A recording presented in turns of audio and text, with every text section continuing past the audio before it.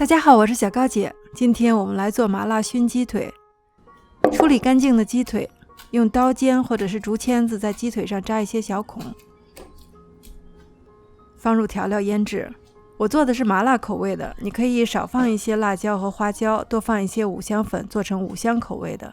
或者呢，你也可以做成孜然口味的，把花椒改成孜然粉，添一点点香菜籽粉就可以。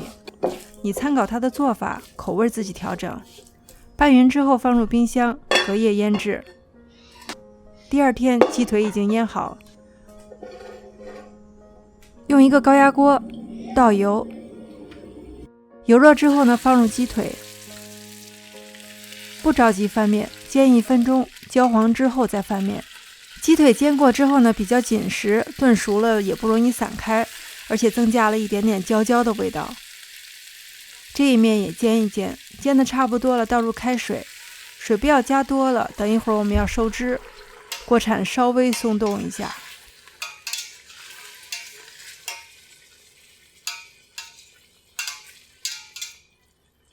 大火烧开，盖上锅盖。上气之后呢，火调小，压10分钟。高压锅凉一点，气跑了之后呢，打开锅盖。这个时候呢，开大火收汁。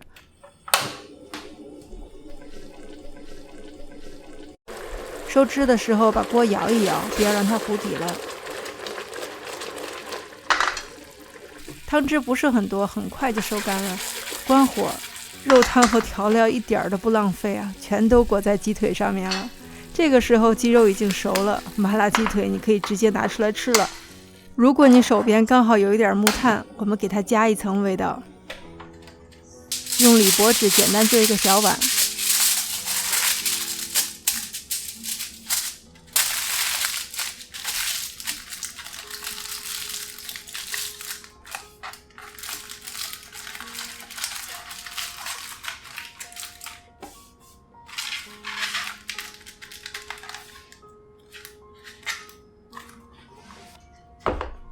放到锅里，放入烧红的木炭，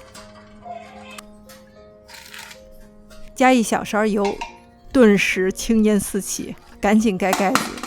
现在你明白为什么要用高压锅了，因为密封比较好。大概熏10分钟。这个方法你可以熏鸡、熏肉，也可以熏鱼，不过建议大家在室外进行。熏前和熏后，你从外表上是看不出来它的区别的。但是你知道这个烟熏的味道已经入到鸡肉里了，加上花椒，加上辣椒，这个鸡腿是非常的够味儿，也非常的入味儿。谢谢大家收看，我是小高姐，我们下集再见。